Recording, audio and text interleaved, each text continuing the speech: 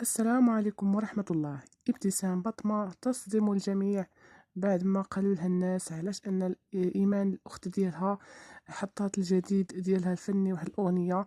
واخا دنيا يعني في السجن، واش فعلا أنكم خواتات ديال بصح ولا حتى وحدة ما كتعقل على الأخرى؟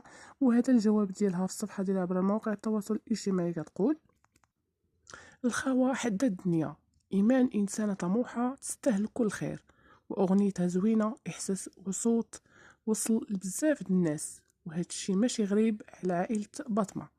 نجاحها هو نجاحنا، أنا ودنيا بيناتنا علاقة إحنا بثلاثة في شكل، وإلا نجحات فينا بحال إلا نجحنا كاملين.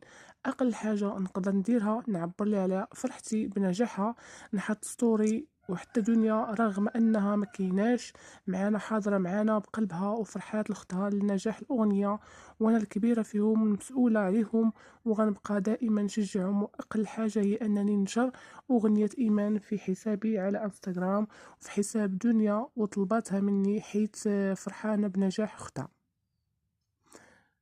الصوت الرنان خدوه من عند حميد بطمة، الله يخليه لينا. هاد الهضرة قلتها للتوضيح حيث الخوة حد هاد الدنيا.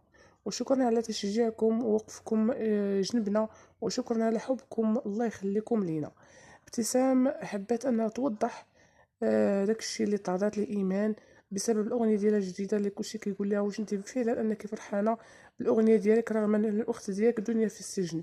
وهذا رد ديال ابتسام على الناس اللي اتهموا إيمان، وأيضا اتهموا ابتسام على أن علاش تبارطاجي الأغنية ديال أختها وهي فرحانة. يعني الحياة تستمر، ماشي أختها في السجن صافي هي غادي تبكي وتشكي وتنوح. يعني الواحد يخدم، المصاريف يعني كترات، ضروري الواحد يخدم على راسو. واختها ان شاء الله غادي تخرج من السجن حتى هي تخدم على راسها، ماشي ان اختها دخلت للسجن صافي هي تموت وتبكي وتشكي. لا حول ولا قوة الا بالله. شكرا للمتتبعات، والسلام عليكم ورحمة الله.